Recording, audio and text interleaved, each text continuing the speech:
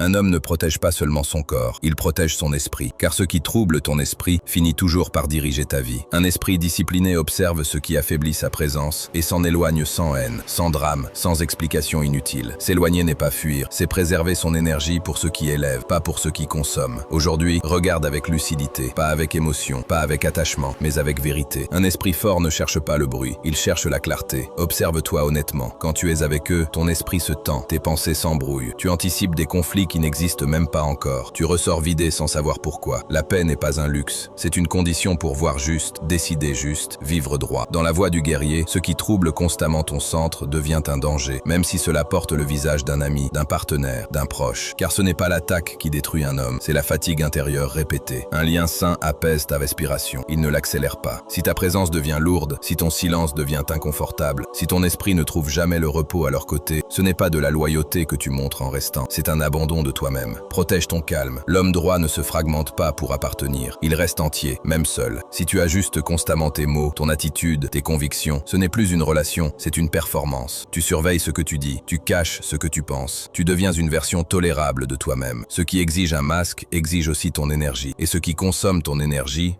affaiblit ta présence. La voie de la maîtrise intérieure ne demande pas l'approbation, elle demande l'alignement. Quand tu es aligné, tu es calme. Quand tu joues un rôle, tu es tendu. Rappelle-toi, être accepté au prix de ton authenticité n'est pas un gain, c'est une perte lente. Un lien réel te permet d'être simple, sans effort, sans calcul. Si tu dois devenir quelqu'un d'autre pour rester, il est déjà temps de partir. La vie d'un homme se construit dans l'ordre. Pensée claire, action nette, direction ferme. Observe ce qu'il renforce en toi. Encourage-t-il ta maîtrise ou tes impulsions? Tire-t-il le meilleur de toi ou le plus facile? Ce qui banalise le désordre finit toujours par détruire la volonté. Rester entouré de confusion, c'est apprendre à vivre sans direction. La force intérieure ne grandit pas dans le bruit, ni dans la distraction permanente. Elle grandit dans la constance, dans la retenue, dans le contrôle. Un lien juste t'aide à te tenir droit. Un lien toxique te pousse à te relâcher, encore et encore, jusqu'à oublier qui tu voulais devenir. Ce qui affaiblit ta discipline n'est pas neutre, c'est un obstacle. Protège ton chemin, car un homme sans discipline appartient aux circonstances, pas à lui-même. Donner n'est pas une faiblesse, mais donner sans reconnaissance